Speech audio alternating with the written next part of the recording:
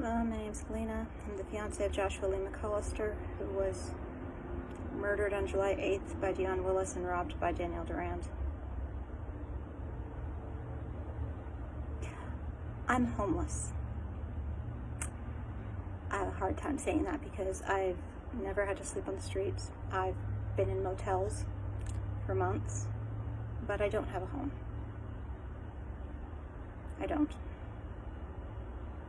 And I want to talk about how that happened. So, I said before that when I decided I wanted Josh to take me out to my father's murder cabin, the instigator was angry about it, very, very angry.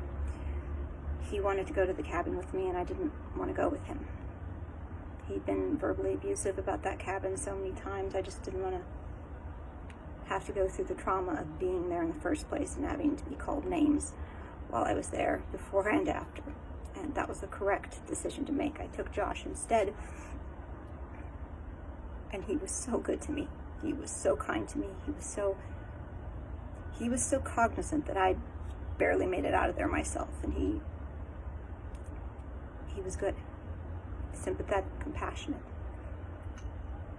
And it was a couple weeks after that he was stabbed in the face. I have no doubt, I can't prove, but I have no doubt that he was stabbed in the face because it was a hit that was set up by the instigator as revenge for him taking me out to that cabin. It's what I believe. Can't prove, and it will never be proved because with Josh dead, nothing's ever going to happen. But that's what I believe.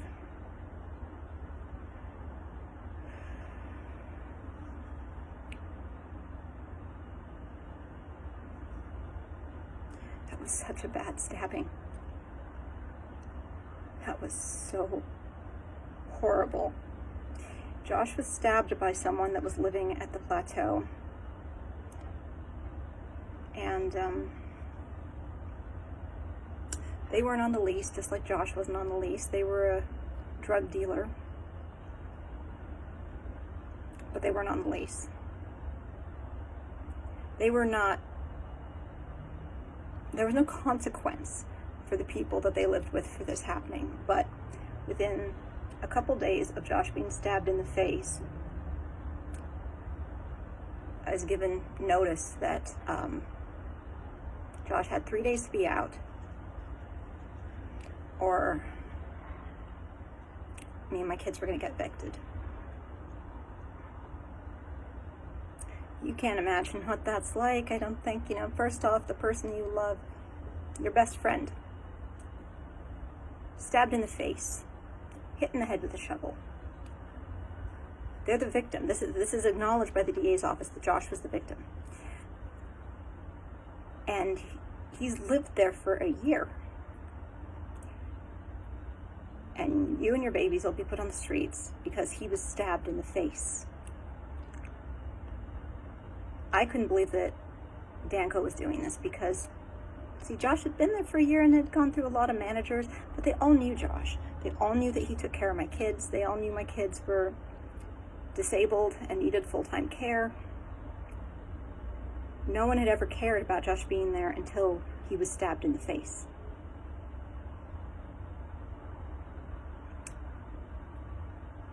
Josh was not living with me when we became a couple.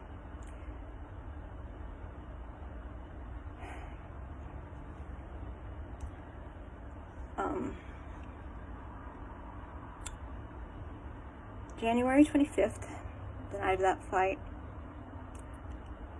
where, a few hours earlier, the instigator had been told, you've got to leave her alone. You can't hold her hostage, essentially.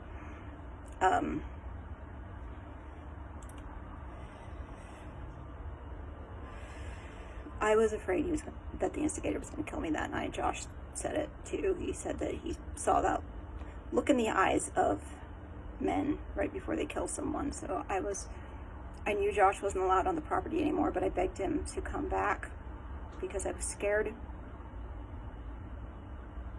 And he did come back to protect me. just that night, and he was right, because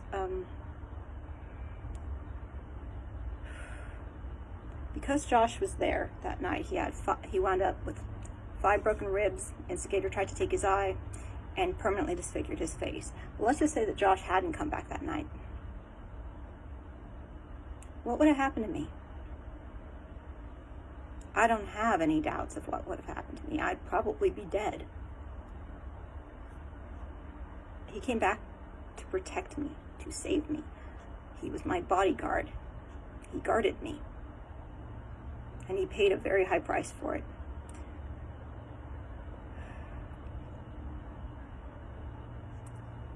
I wound up with eviction papers.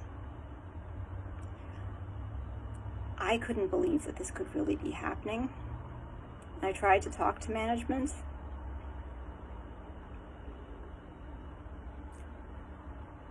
I didn't see that they could be doing this. I'd given it to them in writing. How scared I was of the instigator. I named names. I mentioned that he'd put me in the hospital at one point. I talked about being so scared of the enabler that he'd threatened me for years that if I got too out of line, he was going to sick the enabler on me with all of her power and money. And Danco knew. They very much knew that I was so scared of these people. I didn't think that they would actually go through with the eviction. But it became clear that that was going to happen at one point, and I just didn't know what to do. I'd never been evicted before. And I had 3 kids that were depending on me. I wound up going to the hospitality center, and I just broke down crying in the lobby. I mean, sobbing, because I felt so trapped and scared, and I didn't know what I was going to do. I'm not a person that cries publicly, not before Josh died anyway. I was very stoic. Josh never once even saw me cry. But here I was in the lobby, bawling, and just terrified. And I laid all my cards on the table, just talked about the violence, how bad it was, and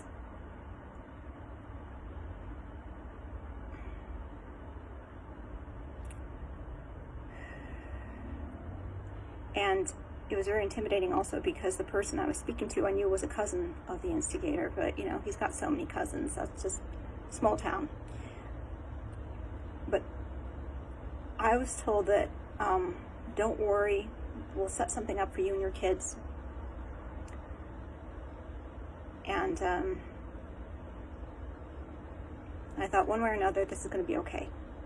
We'll be in kind of homeless housing for a little bit, but it'll be okay. The babies will be okay. I think it was about a week after that, maybe. I'm not good with timelines. Might have been a few days. I got a Facebook message from a worker there. I hadn't given them permission to reach out to me on Facebook, and I was not happy. I was not happy to get this because the person who reached out to me was friends I knew with the enabler.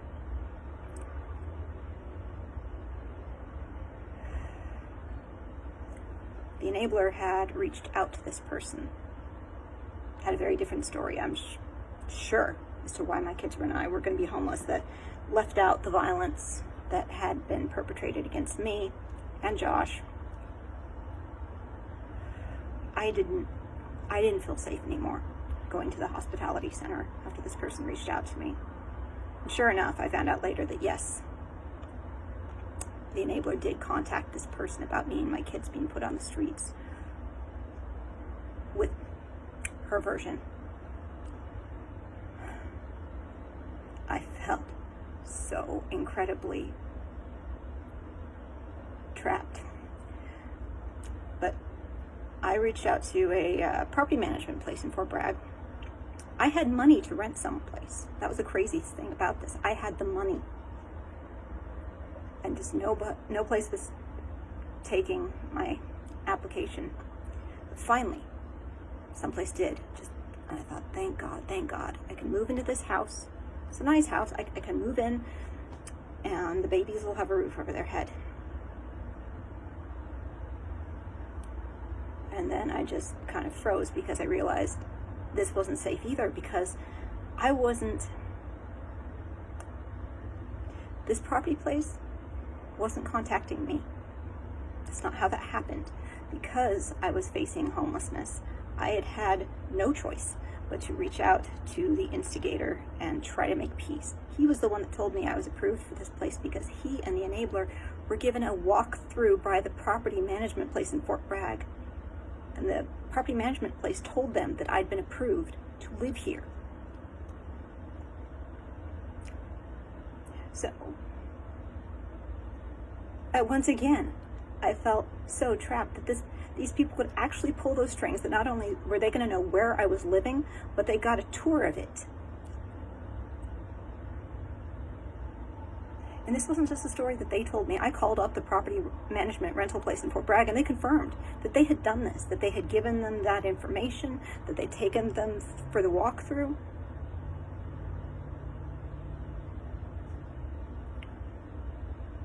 When I made peace with the instigator, he told me that the enabler had met with Danco management 4 separate times about me being evicted. At length met with them. Now, I didn't know this. Whatever was said, I obviously couldn't defend myself. But one of the things that they really pushed was that Josh was living there. He wasn't. And if management had talked to me, I could have proven that he wasn't living there, because all we would have had to do was show the receipts of where he was living.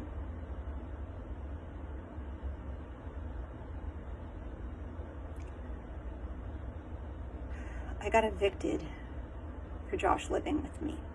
And you know, I don't understand it's not just that it would have been easy to prove that that wasn't happening, but I don't understand how someone who was not a resident can go into the office at an apartment complex and say, I want to meet with you about so-and-so getting evicted. If I was the manager, I'd say, yeah, that's nice, have a nice day, go away, you're not a resident. But this happened, according to the instigator, 4 times. And this is all after the management there knew I was scared of these people. Knew that I'd been put in the hospital.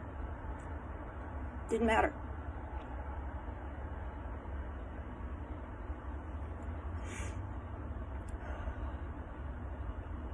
They had me evicted.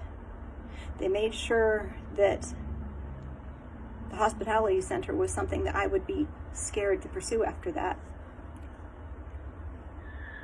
And strings got pulled to find out where I was going to live after that. So I thought, you know what? Motels are safer, because at least I can move around and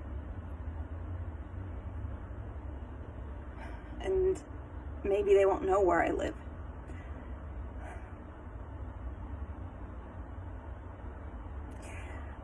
Josh was put on the streets. That's what happened. That's what they did. Then they put me on the streets, and I was told by the instigator, this was the message he was relaying to me from the enabler, that she would rent me that house that I'd been approved for. She'd pay for it. But I had to sign legal documentation giving up that precious, precious thing permanently that wasn't hers. That thing that no woman can give up. And that's why I've been in motels ever since. And Josh was aware of the coercive situation, and he was desperate to get me out of it, because don't tell me that any woman makes peace with a man under those circumstances and it's not coercion. I had to have a roof for my children, is what I had to do. This is not peace. This is force. This is a force that, you know, gives you a hug and says they care about you. They just care about control. Josh was on the streets because of the violence and the strings that they pulled. He was on the streets because he came back that night to save my life, because he was willing to take me out to a murder cabin to solve a case about a serial killer. He got stabbed in the face and put on the streets for that.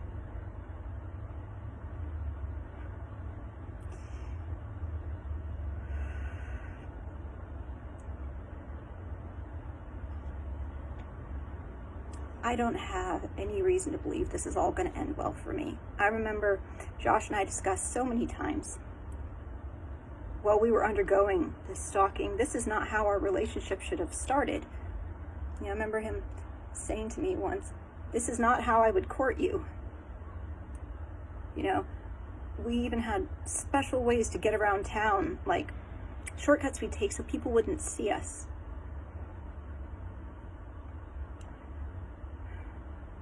We never got to have a normal, happy relationship because these people just love coercion so much. They love force so much.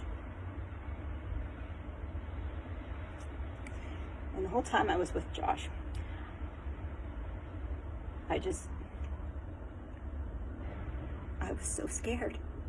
I remember there's this one possession I own. It's one of the most prized possessions I've had. It's a bucket that my great-grandfather made over 100 years ago. And yeah, I remember looking at that bucket when I was still living at the plateau and just feeling so detached from it, because I knew like a year from now, 2 years from now, I was not going to be here anymore.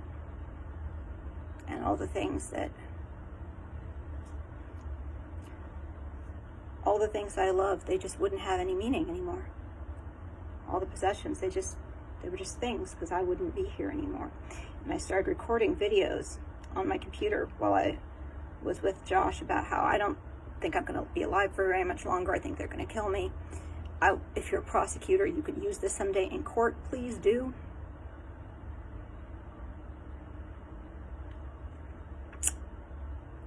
And I have all of those videos still. But I'm not the one who wound up dead. Josh is. But if it wasn't for Deunn Willis and Danielle Durand doing what they did to him, them murdering him the way he did, he was still, I truly believe, going to wind up dead. Because they just would not stop. Didn't matter how much they hurt him, hurt me, or hurt my kids. They just would not stop.